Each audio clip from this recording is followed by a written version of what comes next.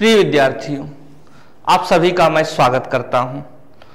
आप जैसा देख पा रहे होंगे, इस वीडियो का जो विषय है छत्तीसगढ़ सहकारी प्रशिक्षण संस्थान के नवीन परिसर का लोकार्पण किया गया है रायपुर में। तो आज हम लोग इस जो सहकारी प्रशिक्षण संस्थान है इसके संदर्भ में जुड़े तथ्यों को और इसके पीछे की अवधारणा को समझने का प्रयास करेंगे। तो आइए शुरू करते हैं। और पांडुरंगा तो सबसे पहले यही पूछता है किसी भी विषय पर खबर क्या है। तो पांडुरंगा सवाल करता है खबर क्या है।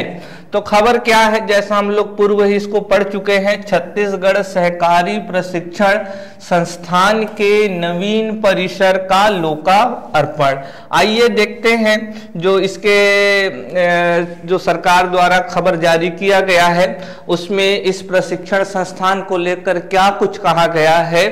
तो इस प्रशिक्षण संस्थान से संचालक मंडल के प्रतिनिधियों, प्राथमिक कृषि शाख सहकारी समितियों, जिला सहकारी केंद्रीय बैंकों तथा राज्य सहकारी बैंक के अधिकारियों और कर्मचारियों के कार्य कुशलता में वृद्धि करने आधुनिक बैंकिंग टेक्नोलॉजी के संबंध में प्रशिक्षण दिया जाएगा।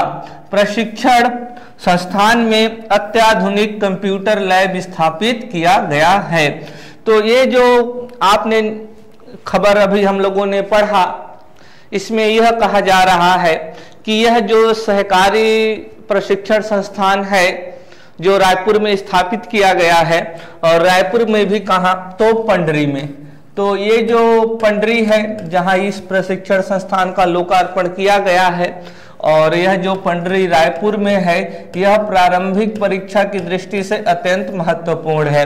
ऐसा प्रश्न पूछे जाने की संभावना है कि सहकारी प्रशिक्षण संस्थान की स्थापना की गई है, उस स्थान का नाम बताइए, तो आप बताएंगे पंडरी रायपुर। तो इस प्रशिक्षण संस्थान में जैसे यहाँ बताया जा रहा है कि यहाँ अधिकारियों और कर्मचारियों को प्रशिक्षित किया जाएगा अत्याधुनिक बैंकिंग तकनीक को लेकर, और इसको प्रशिक्षित करने के लिए यहाँ पर एक एडवांस्ड कंप्यूटर लैब की भी स्थापना की गई है। लेकिन इस पूरे खबर को हम लोग तभी समझ सकते हैं जब हम लोग थोड़ा सहकारी ढांचे को समझें। तो आइए उसी प्रयास को शुरू करते हैं हम लोग। तो सबसे पहले हम लोगों को जानना पड़ेगा कि सहकारिता क्या होती है। तो अगर सहकारिता पर गौर फरमाएं तो हमें क्या मिलेगा। तो यहाँ सहकारिता का मतलब होता है सहकार्य। सहकार्य यानी कि यहाँ पर सहकार्य किया जाएगा, यानी कार्य को मिलकर किया जाएगा। तो यानी जो सहकारिता होगा वह लोगों का समूह होगा। तो सहकारिता में आमतौर पर कम से कम 10 सदस्य होते हैं, तो उसको सहकारी समिति का दर्जा प्रदान कर दिया जाता है। तो यह लोगों का समूह होता है जो आपस में सहकारिता के आधार पर कार्य करने के लिए सहमत होते हैं। और ऐसा क्यों किया जाता है साथियों, तो क्यों का भी जवाब ढूंढ लेना यहाँ अत्यंत आवश्यक है। क्यों? इसीलिए क्योंकि ताकि जो कार्य है वो संगठित रूप में हो सके, और जो हर्डल्स आते हैं व्यक्तिगत रूप में वह इस समिति में नहीं आ पाते, चाहे वह वित्त का प्रबंध हो, चाहे वो तकनीक का प्रबंध हो, चाहे वो कौशलता का प्रबंध हो,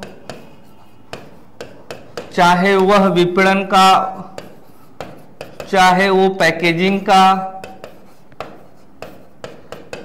तो ये सारी जो चीजें होती हैं किसी उत्पाद को लेकर, एक व्यक्तिगत तौर पर जब इन कार्यों को किया जाता है तो वहां कई कठिनाई आती हैं।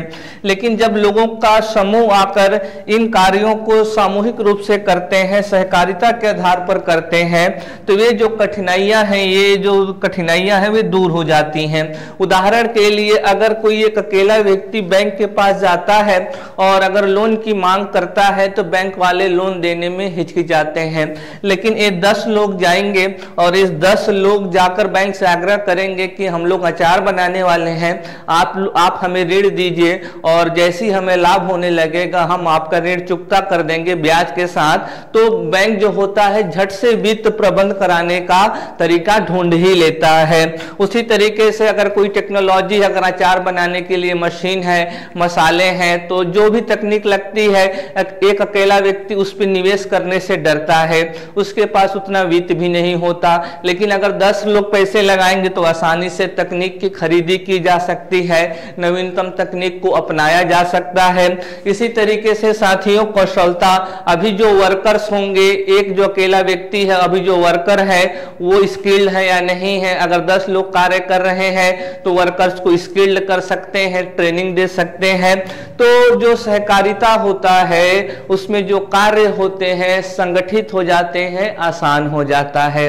और सहकारिता का नाम सुनते ही मस्तिष्क में चाहे लिज्जत पापड़ हो, अमूल हो या इफिको हो, ये हमारे देश में सहकारिता के जरिए जमीन से आसमान तक के सफर तय करने वाले कंपनी है।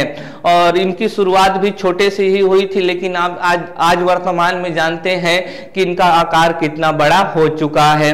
और ये जो सहकारिता है इसकी सबसे ज्यादा जरूरत वर्तमान में हमारे कृषि क्षेत्र में है। तो हमारे कृषि क्षेत्र में जो जमीनी स्तर पर जो सहकारी समिति कार्य करती है उसे हम लोग कहते हैं प्राथमिक कृषि साख समिति, और इसको लघु रूप में संक्षेप में पैक्स के नाम से जाना जाता है।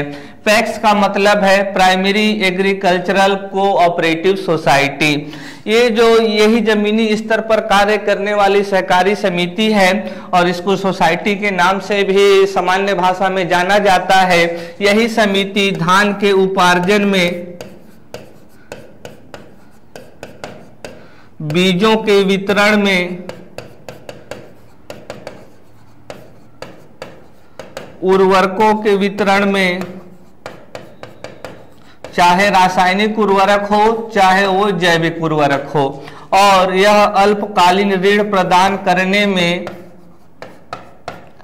ग्रामीण क्षेत्र में अहम भूमिका निभाती है। यह पृथक प्राथमिक कृषि साख समिति। ये जो प्राथमिक कृषि साख समिति है इनकी संख्या छत्तीसगढ़ में 2058 है। प्रारंभिक परीक्षा की दृष्टि से अत्यंत महत्वपूर्ण, इसको पूछा भी जा चुका है। ये जो प्राथमिक कृषि साख समिति होती है इसको प्रबंधित करने का कार्य जिला सहकारी केंद्रीय बैंक पर होता है। जिला सहकारी केंद्रीय बैंक पर होता है। और जिला सहकारी केंद्रीय बैंक को नियंत्रित कौन करता है तो छत्तीसगढ़ राज्य सहकारी संघ मर्यादित। और इस तरीके से एक पिरामिड ढांचा बनता है। सबसे ऊपर रहता है तो ये छत्तीसगढ़ राज्य सहकारी संघ मर्यादित, और इसको एपेक्स के नाम से जाना जाता है। पिरामिड ढांचा इसीलिए कह रहा साथियों क्योंकि शीर्ष पर होता है एपेक्स बैंक, जिसको साधारण भाषा में छत्तीसगढ़ राज्य सहकारी संघ मर्यादित के नाम से जाना जाता है। और इसकी संख्या छत्तीसगढ़ में एक ही होता है, हर राज्य में एपेक्स बैंक एक ही होता है। और जो दूसरे स्तर पर काम करता है वह जिला सहकारी केंद्रीय बैंक होता है, इनकी संख्या ज्यादा होती है। और सबसे नीचे रहते हैं पृथक कृषि साख समिति, प्राथमिक कृषि साख समिति, इसे संक्षेप में पैक्स के नाम से जाना जाता है। तो ये पिरामिड आपको यह बता रहा है कि सबसे ज्यादा पैक्स होंगे, उससे कम जिला सहकारी केंद्रीय बैंक होंगे, और जो छत्तीसगढ़ राज्य सहकारी संघ मर्यादित होगा वो तो एक ही होगा।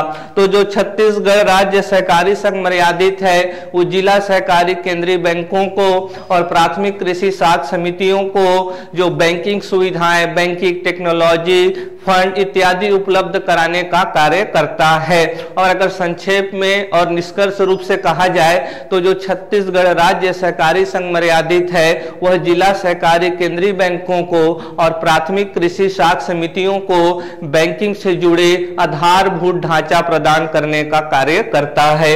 ये जो छत्तीसगढ़ राज्य सहकारी संघ मर्यादित है इसकी स्थापना 30 अक्टूबर 2000 को की गई थी। जो मध्य प्रदेश राज्य सहकारी संघ मर्यादित है उसी का विभाजन किया गया और विभाजन के पश्चात एक नवीन सहकारी संघ मर्यादित छत्तीसगढ़ में बना जिसे अपेक्स बैंक के नाम से जानते हैं, जिसकी स्थापना 30 अक्टूबर 2000 को की गई है। तो साथियों, ये जो छत्तीसगढ़ राज्य सहकारी संघ मर्यादित है, जिला सहकारी केंद्रीय बैंक है, प्राथमिक कृषि साख समिति है, तो इसके जो संचालक मंडल हैं, इसके जो प्रबंधक हैं, इसके जो अधिकारी हैं, इसके जो कर्मचारी हैं, इन्हीं के प्रशिक्षण के लिए ये जो नवीन प्रशिक्षण संस्थान रायपुर के पंडरी में खोला गया है। इन्हीं सबको चाहे अपेक्स बैंक हो, जिला सहकारी केंद्रीय बैंक हो या प्राथमिक कृषि साख समिति हो, इससे जुड़े अधिकारी और कर्मचारियों को अत्याधुनिक मॉडर्न बैंकिंग टेक्नोलॉजी के विषय में प्रशिक्षण प्रदान किया जाएगा और इसके लिए उस प्रशिक्षण संस्थान में एडवांस कंप्यूटर लैब भी स्थापित किया गया है। तो साथियों, मुझे यह जान पड़ता है कि अब आप समझ गए होंगे ये जो प्रशिक्षण संस्थान है यह किस लिए है, इसमें प्रशिक्षित किया जाएगा। किसको किया जाएगा? तो ये जो छत्तीसगढ़ सहकारी संघ मर्यादित जिसे अपेक्स बैंक के नाम से जाना जाता है, जिला सहकारी केंद्रीय बैंक और प्राथमिक कृषि साख समिति के अधिकारियों और कर्मचारियों को प्रशिक्षित किया जाएगा। और प्रशिक्षण का विषय क्या रहेगा? आधुनिक बैंकिंग टेक्नोलॉजी। इसके लिए उसके पास क्या रिसोर्सेस है? तो एडवांस कंप्यूटर लैब स्थापित है। साथियों, आप सभी जानते हैं कि ये जो सहकारी बैंक है ये कहीं ना कहीं बैंकिंग टेक्नोलॉजी में बहुत पीछे रह गए हैं। यहाँ भी आज तक वर्तमान में भी यहाँ पर जो अधिकांश कार्य हैं वह अभी भी मैनुअल है, लिखित रूप में है। इनको टेक्नोलॉजी से लेस किया जाना जरूरी है।